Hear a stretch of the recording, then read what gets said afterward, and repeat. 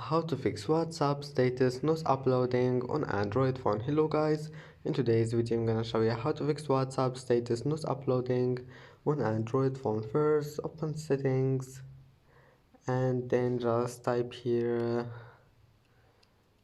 apps, and here you will find it, or you can just go back and scroll down until you find apps or applications, and then click apps again, and here scroll down and here you will find it.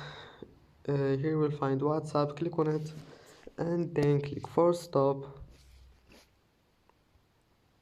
and then go to storage, clear cache.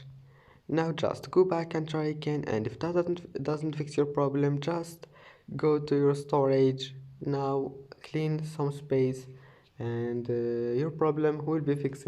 And that's it for today's video. If you like this video, don't forget like, and see you in the next video.